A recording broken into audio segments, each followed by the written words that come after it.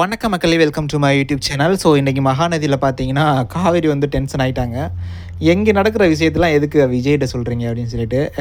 ஏன்னா காவேரியோட அம்மா வந்து அழுதுகிட்டு இருப்பாங்க. அப்போ விஜய் வந்து வீட்டுக்குள்ளே என்ட்ரி ஆயிடுவார். ஸோ ஏன்னா காவேரி டிஸ்டர்ப்டாக இருக்காங்க, ஏதோ பிரச்சனை இருக்குது போல இருக்குது அப்படின்னு சொல்லிட்டு வீட்டில் போய் கேட்கலாம் அப்படின்னு பார்த்தா அவங்க அம்மா வந்து அழுதுட்டு இருப்பார். என்ன பிரச்சனை அப்படின்னு சொல்லுங்கள், நான் வந்து உங்கள் ஃபேமிலியில் ஒருத்தன் அப்படின்னு நினச்சிங்கன்னா என்கிட்ட சொல்லுங்கள் அப்படின்னு சொல்லிட்டு கேட்பாரு. அவங்க எல்லாத்தையுமே சொல்லிடுவாங்க, நர்மதாவோட பிரச்சனை எல்லாத்தையுமே சொல்லிடுவாங்க.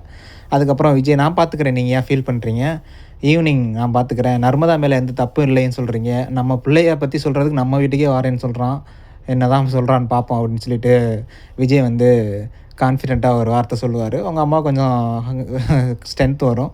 ஆனால் காவேரிக்கு வந்து இதெல்லாம் எதுக்கு அவர்கிட்ட சொல்கிறீங்க அப்படின்னு சொல்லிட்டு டென்ஷன் ஆயிடுவாங்க. இன்னொரு சைடு பார்த்திங்கன்னா காவேரி வந்து ஸ்கூலில் சாப்பிடாமல் உட்காந்துட்டு இருப்பாங்க. அதை பார்த்துட்டு அம்மு வந்து ரொம்ப ஃபீல் பண்ணுவாங்க. நேற்று வேறு என் பக்கத்தில் உட்காந்து சாப்பிட சொன்னீங்க, நான் சாப்பிடாமல் போயிட்டேன், இன்றைக்கி வந்து நான் உங்கள் பக்கத்துலேயே உட்காந்து சாப்பிட்றேன், ப்ளீஸ் சாப்பிடுங்க மேடம், அப்புறம் ஸ்கூல் சாப்பிடாமல் போயிட்டிங்கன்னா கிளாஸ் நடக்கும்போது உங்களுக்கு பசிக்கும் அப்படின்னு சொல்லிட்டு க்யூட்டாக அந்த பொண்ணு சொல்லிகிட்டு இருந்தது. ஸோ எனிவே பார்க்கலாம் என்ன நடக்க போகுது அப்படின்னு சொல்லிட்டு விஜய் வந்து யாழினி பாப்பாவை அம்முவோட அவங்க வீட்டுக்கு கூட்டிகிட்டு போயிட்டார். ஏன்னா ஏதாவது சண்டை எதுவும் வந்துச்சுன்னா பாப்பாவுக்கு ஏதாவது அஃபெக்ட் ஆகும் அப்படின்னு சொல்லிட்டு. ஸோ எனிவே நாளைக்கு ஒரு சம்பவம் இருக்குதுன்னு நினைக்கிறேன். காவேரி வந்து அந்த பையனை அடிக்க போகிறாங்க. விஜய் வந்து கையை பிடிச்சிட்டு அப்படியே பார்க்குறாரு. ஸோ பயங்கர சீன் இருக்கும். ஸோ பார்க்கலாம் என்ன நடக்க போகுது அப்படின்னு சொல்லிட்டு. ஸோ உங்களுடைய கருத்தை கமெண்ட் பண்ணுங்கள், நான் தெரிஞ்சுக்கிறேன். தேங்க்யூ.